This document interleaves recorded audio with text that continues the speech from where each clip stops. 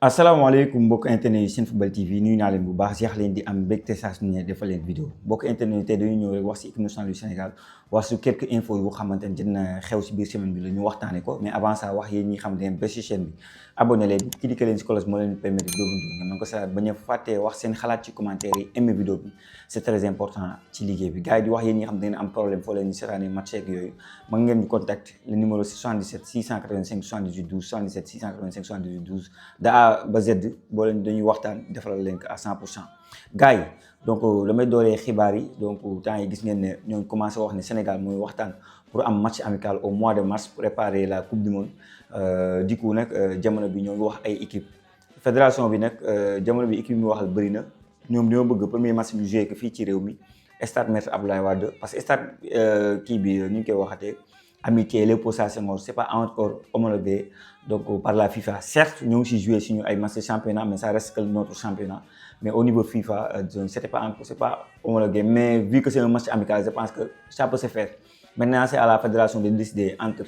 donc nu ñu koy waxee Abdoulaye Wade bi xamante ne peut-être moo nekk centre de Dakar la possibilité que ñu bëri ñëw fa c'est facile gis nañ fa entraînement bi mu fa amee ni mu mel ou da ngay choisir stade bi xamante ne mooy stade Maître Abdoulaye Wade de toute façon sax bëgg naa xam seen xalaat par rapport yéen noo leen gisee bu fekkee dañu fi jouer match stade Maître Abdoulaye Wade ngeen gis wala stade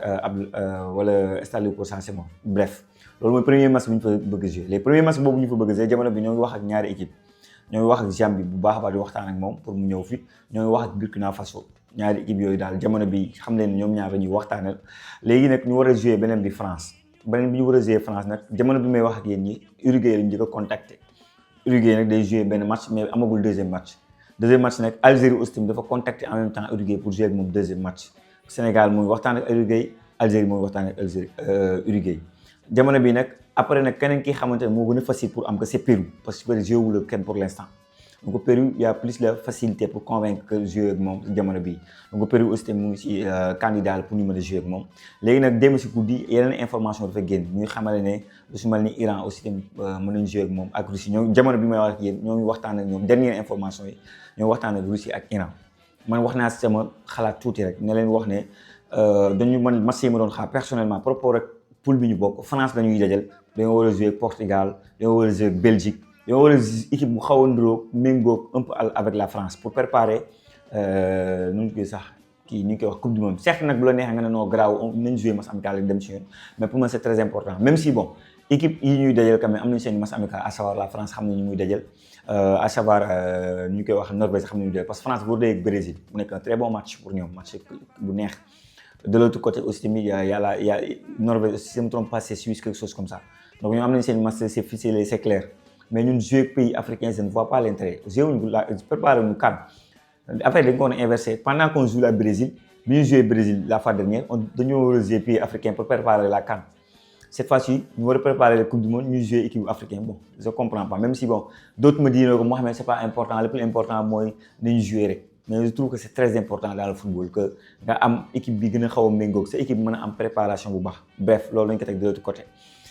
mooy match bi ñu joué Sénégal et c'est important peut-être mu nekk match bu xamante ne dinañ mën a sargal suñu gaynde ndax boobu ba léegi namm nañ leen quand même ñu ñëw fii ci réew mi le dernier match bu ñu joué moom bu ñu joué Sénégal je pense que c'était contre la Mauritanie mais soxla nañu gis suñu gaynde yi si benn match amical parce que match de préparation amul woon boo leen fàttali ko Coupe d'Afrique dañoo ñëw jouer donc gis suñu gaynde yi ñu présenter coupe bi stade Maître Abdoulaye Wade wala stade Léopold Sédar Senghor moo xam ban stade lañ koy teg ñu tàccu ñu jouer benn match feetu ensemble xam nga supporters yi mën a gis seen i gaynde ndax namoon nañ leen lool ce sera important pour ñun sax leneen li ñu ne match beneen bi France lañ ko bëgg a jouer ñu ne équipe yi ñu bëgg a waxtaanal Uruguay mu ngi fi Uruguay la ñuy wax Pérou y'a Uruguay Pérou Iran ak Russie yéen boo leen doon choisir si équipe yi mu leen limal nii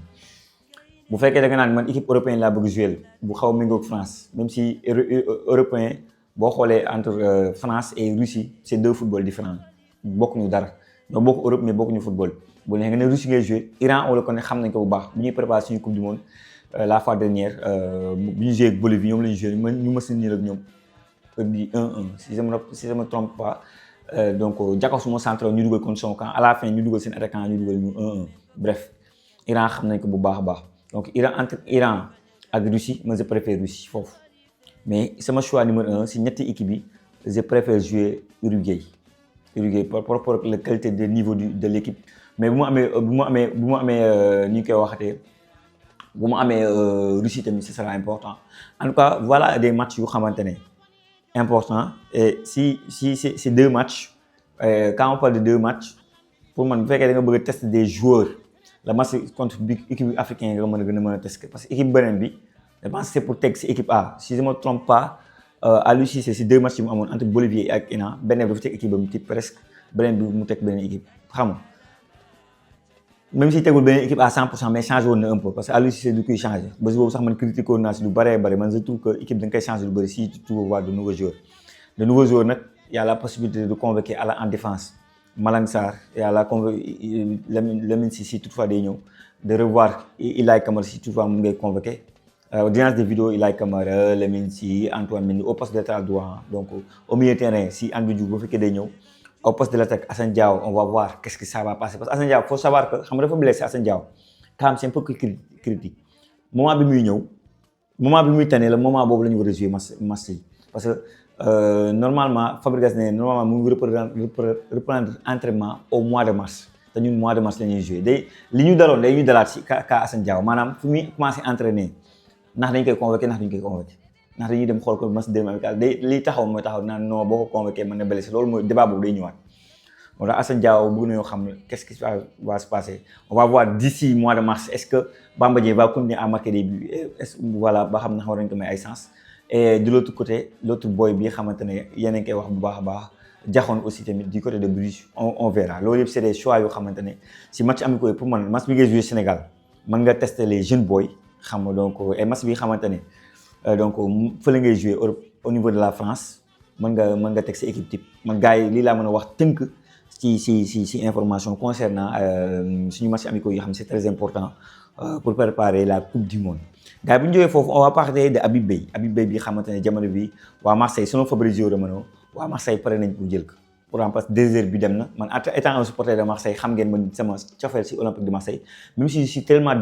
tellement déçu déception totale la am on doon nañu 5-0 mais saison bi de manière générale dama am déception ku ma gisoon bi may seetaan final boobu mu ñàkk trophée des champions ay jooy rek ma desoon amul lu ma waxul donc tellement j'étais déçu parce que ça fait 20 ans ñaata at a ngi nii gagné wu coupe ça commence à bien faire que gagné wu coupe bëgg naa gagné coupe donc du coup Habib Beye non seulement ancien capitaine de l'Olympique de Marseille xam na la février de Marseille xam na passion bi fa nekk xam na les supporters comment ils raisonnent xam na la Ligue 1 française yor na ren xam na le championnat français c'est un entraîneur assez moderne et c'est pour 6 mois on verra qu'est-ce que tu vas faire il peut te Marseille l'instant le seul objectif c'est deux objectifs c'est gagner la Coupe de France c'est très important am nañu un match bu ñu mën a yóbbu demi-finale contre Toulouse ñu Pape Demba Diop on le joue au Vélodrome on a la chance de les gagner. On a un autre après les demi-finales, il faut tout faire pour aller en finale. Surtout qu'il y a un autre match Lens bi war a dajeek Olympique Lyonnais ñu war ko jouer Olympique Lyonnais donc équipe yu mag yi dañuy wàññeeku. Donc Lens faut savoir ils sont deuxième et tout. Donc Habib Beye peut être cet entraîneur là parce que Habib Beye du côté de Rennes loolu su ma nee dégg dañu ko xeex. Désert bi à un moment donné ay choix c'est perdu on a tout changé jaay nañu ay joueurs Marseille on comprend pas tu vends Murillo tu as besoin de lui oh Marseille c'est compliqué mon frère c'est très compliqué en tout cas Habib Beye pour man war na mën a relever le challenge donc il y a d'autres entraîneurs libres Xabi Alonso Xavi xam tout ça c'est des entraîneurs libres Thiago Motta Igor Tudor il y a des entraîneurs comme ça Franck Hez xam nga ñoom fi même si Franck Hez on parle du côté de Rennes mais Habib Beye bu ñëwee du côté de Marseille waxuma ko étant un Sénégalais mais dama koy wax en tant que football de manière générale ça peut être un très bon choix pour lui. Gars yi démb on a vu que Pape Matar Sarr a fait un très bon deuxième mi-temps joxe na passe décisive mais ay passes yu grave vidéo yi mu mën a dugal malheureusement dañ koy dugal gars yi mënoo ko dugal YouTube dañ lay avertir mais il a fait un bel entrée mais Pape Matar Sarr mais pour moi dafa il est temps mu jóge Tottenham il est temps waa Tottenham dañ koy perdre temps il fait de très bons choix ci démb bal yëpp si moom la doon jaar même le match contre Manchester United bi leen do il a fait un très bon match mais Pape Matar Sarr dafa war a changer club quoi pour man l'année prochaine il faut mu xool leneen mais passe yi muy def man je me dis Pape Matar Sarr de Tottenham ak Pape Matar Sarr de l'équipe nationale du Sénégal c'est deux Pape Matar Sarr différents il a benn qualité énorme c'est un footballeur bu xamante ne voilà démb sortie de balle yi mu doon def ak buy relance bu xam nga à un moment donné équipe Newcastle dafa taxaw ne ay camp parce que ñële dañoo cesse le 2-2 Pape Matar Sarr c'était le gars bi nga xam ne doon def ay transversales nu mu ko neexee sans prendre de l'élan taxaw passe on dirait cruise wala ñu demee noonu wala post call lu ko neex il me rappelle un peu post call sax si ñu def post call à un moment donné carrière mu jeexee na ba mu bàyyi carrière ba Ferguson ñëwaat ko ci ginnaaw lay taxaw di def ay di jël bal di ko def fu ko neex Xabi Alonso da koy def même Rooney dañ ko décalé en tant que numéro 9 di def loolu lu laa gis démb Pape Matar Sarr di ko def mais Pape Matar Sarr daal il doit changer de club c'est pas quel déclic il doit avoir en équipe nationale du Sénégal parce que amoon na ko ba moo ñu dugal loolu jox presque moo ñu yóbbu coupe du monde la bii bi mu marqué contre RD Congo c'est très important xam nga mais coupe d'Afrique bi génn il pouvait faire mieux après feebar na la finale mais Pape Matar Sarr revenu vite on a besoin de toi franchement on a soxla nañ la trop dem à noter dem El Hadji Malick Diouf avant dernier passe bi moo ko def le match contre Manchester United très bon match même si défensivement il s'est amélioré même si am na benn option bu ma tiitoon bu mag Amad Diallo a un peu cherché penalty bi un peu heureusement alhamdulilah demeewul noonu après génn nañu ko deuxième mi-temps mais actuellement il fait partie des meilleurs passeurs décisifs en Angleterre étant benn latéral bu leen fàtte loolu il doit encore progresser mais il peut devenir un très grand latéral gauche en première ligue nga fay def li ngay def ni à cet âge là bokk si meilleur passeur décisif bi faut le faire bi passe gis ngeen passe bu mu passe jël sax élan centré je pense que ça a fait le tour de l'Angleterre on parle que de Pamata de El Hadji Malick Diouf centre boobu mu def donc magnifique un boy bu xamante ne mën nañu am ci moom yaakaar pour l'avenir de l'équipe nationale du Sénégal en tout cas il m'impressionne de jour en jour et yaakaar bu may am ci moom non jàpp naa ne tasagul donc bu ma jógee foofu aussi tamit je vais parler du duel bi xamante ne jamono bi am na si diggante Arsenal ak Manchester United pour am Iliman Ndiaye qui a d'ailleurs marqué sur penalty 5 buts c'est très peu Iliman Ndiaye penalty boo xamante ne franchement dafa passe camp yi mais le duel bi am si diggante Manchester United ak Arsenal moom neex Manchester United la ñuy wax et c'est loolu sérieux la c'est sérieux je pense que c'est le bon moment pour changer de t'as fait 2 ans à Everton c'est le moment de passer un palier boo demee Manchester United c'est un grand trop et y a un entraîneur bu xamante qui fait bien jouer les jeunes joueurs Amad Diallo joueurs yi may gis yëpp même Yoro Deme il a fait un très bon match les jeunes joueurs il sait faire avec les jeunes joueurs Manchester United Old Trafford le théâtre des rêves l'un des meilleurs clubs du monde pour man pas footballistiquement parlant jamono bi xam nga les dernières années mais le club en tant que tel c'est Manchester United quoi c'est pas Everton donc équipe bi beneen bi kay là c'est Arsenal aussi mais je trouvais que bon avec Madueke bi ñu am Eze bi ñu am Nwaneri bi ñu prêté du côté de Marseille ils ont des aides offensives qui fait que Iliman Ndiaye c'est compliqué pour nous jouer maintenant bu ko laajee pourquoi pas il y a un entraîneur Arteta il y a tout pour que mu mën a réussir Arsenal mais il faut que entraîneur bi teg lu leer wax que carrément le projet que je veux mettre en place tu vas jouer si toutefois loolu leerul Iliman Ndiaye je te conseille de ne pas aller à Arsenal donc Manchester United ça peut être un très bon choix pour toi voilà donc loolu aussi tamit c'est à noter donc moom bëggoon si wax sama xalaat par rapport ak Arsenal ou donc kii Manchester United yéen ci commentaire yi wax leen ma seen xalaat qu'est-ce que doit faire Iliman Ndiaye aller du côté de Arsenal ou war a dem du côté de Manchester United ce sera intéressant ma xam que ci commentaire yi gars yi di finir par wax suñu encore suñu autorité di ñaan encore pour ñu bàyyi si libérer nos supporters qui sont du côté de Maroc dëkk bi temps yi jaxasoo na xam ngeen li fi xew yëpp xam nga donc que ça soit affaire yi Pape Cheikh Diallo affaire yi université ñu ñaan lépp yàlla def jàmm Sénégal parce que jàmm si lépp xaj voilà mais man sama xel dañu si ñuy supporters yi xamante ne saa waay daan sedd ñu simmeeku man ma daan solo 10 à 10 ñu supporter rien que pour le pays damay xalaat si réew mi seen i support seen i parents yi nekk fii seen i doom yi nekk fii seen i jarbaat seen i mbokk yi nekk fii jaaxle bi ñu am seen i mbokk dem nañ boo wax ne avocat bi génne wax ne diri lii force de l'ordre yi wala ñi xamante ne ñoo nekk foofu ci Maroc seen i dañuy exiger ñoom prisonniers yi bu ñuy wax ñu wax en français pas en wolof te xam ngeen ne suñu supporters yi demoon nañ sax def grève de la faim et tout donc encore les autorités libérées suñu supporters yi ils ont besoin dellu seen famille franchement ku toog fii sa xel dal rek